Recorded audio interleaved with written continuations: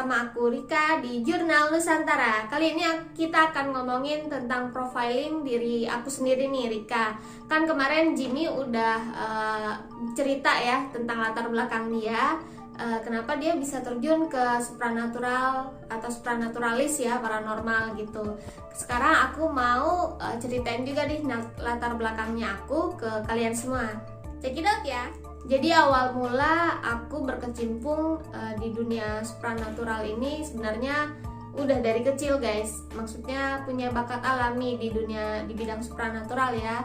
Khususnya kayak ngeliat-ngeliat gaib atau makhluk astral ya. Jadi dari kecil tuh aku suka ngeliat makhluk gaib yang ada di rumah aku. Jadi ngedengar suara-suara makhluk gaib atau astral yang biasanya nggak bisa didengar orang lain. Tapi itu wajar guys, kan biasanya emang anak kecil lebih peka ya, dan ini kemampuan ini terus sampai aku besar gitu. Jadi biasanya kalau anak kecil peka, pas sudah besar kan bisa hilang tuh kemampuannya. Nah kalau aku nih terus lanjut gitu. Terus kan usaha keluarga aku itu ada seperti kayak apa ya, salon gitu yang berkembang cukup pesat gitu kan ya. Terus keluargaku atau salonnya keluargaku ini diguna-guna atau dikerjain sama seseorang. Nah awal mula aku mulai terjun benar-benar mengenal dunia atau sisi supranatural itu dari sini.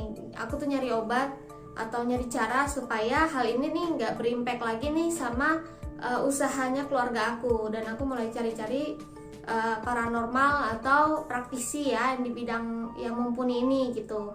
Awal mulanya itu lebih ke spirit conjure. Waktu itu aku conjure untuk orang tua atau mamaku, sama buat diri aku sendiri. Kalau buat diri aku sendiri lebih ke pengen punya teman yang benar-benar bisa diajak ngobrol, tapi dari gaib ya. Karena kan selama ini gaib yang aku lihat ya susah diajak ngobrolnya ya, yang bentuknya aneh-aneh dan menyeramkan gitu kan.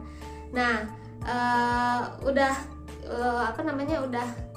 spirit conjure nih kayak kira-kira 10 tahun lalu, seperti 2009 gitu kalau nggak salah, 2009 atau 2010 gitu ya, mulai memahami sisi spirit conjure. Dan waktu itu aku kebetulan dapat guru yang kebetulan juga nggak jauh dari rumah gitu ya, maksudnya masih di Jakarta. Dan itu dapat kenalan dari guru di suatu forum Kaskus ya, waktu itu forum supranatural. Nah dari situ aku mulai belajar apa itu spirit conjure, apa itu dunia atau sisi supranatural lainnya gitu ya, dan lain-lain.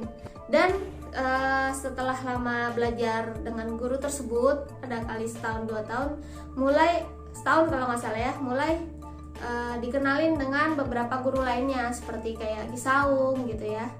Dan mulailah aku belajar dengan beliau, dengan Kisaung, dia dari sisi hikmah atau kayak bikin azimat dan lain-lainnya.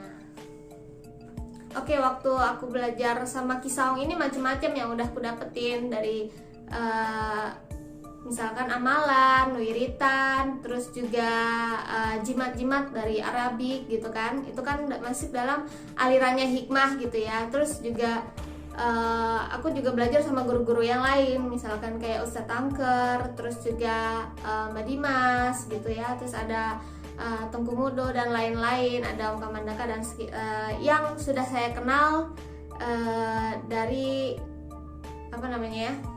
forum supranatural Kaskus itu. Dan dulu tuh waktu tahun 2014 apa 16 gitu ya, aku juga aktif di Kaskus dan ikut gathering Kaskus forum supranatural. Makanya aku sekarang ini aktif di Baranusa gitu, Barisan Adat Nusantara, yang dimana mengembangkan budaya sama mengembangkan sisi supranatural dari setiap daerah Nusantara gitu. Jadi biar nggak hilang gitu aja, karena kan sekarang ilmu Nusantara mulai redup gitu ya. Jadi kita kembangkan, terus juga dijaga supaya nggak hilang atau punah gitu.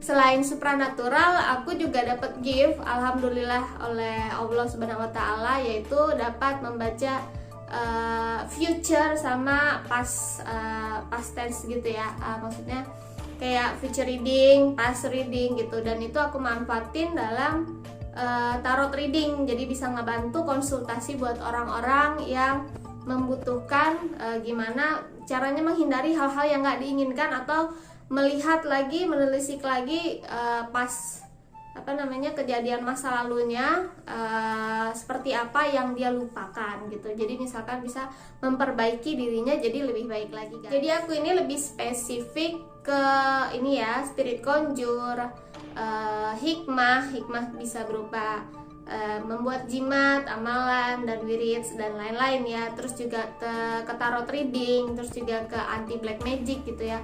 Jadi kalau misalkan kalian minta tolong untuk ngerjain seseorang seperti kayak santet, teluh, dan lain-lain, aku nggak mau. Emang aku nggak mau pelajari, dan emang gimana ya, nggak feeling aja gitu, nggak suka aja menjahati seseorang demi imbalan uang atau dan lain-lainnya. Jadi aku lebih ke ilmu yang white-nya aja, kayak misalkan pengasihan, kerejekian, apa lagi, pemikat gitu kan.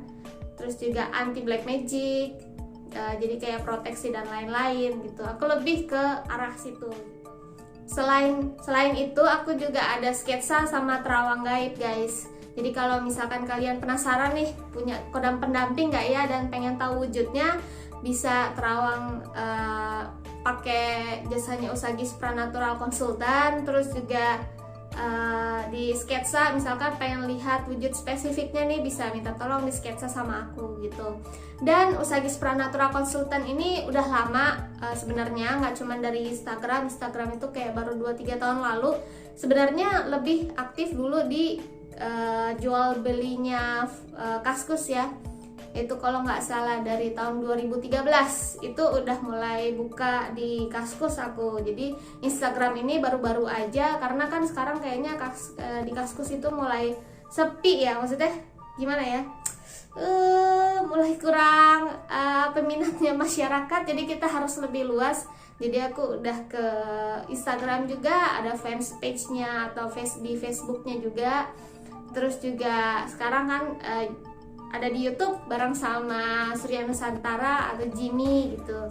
Jadi seperti inilah Usagi, atau aku Rika gitu latar belakangnya.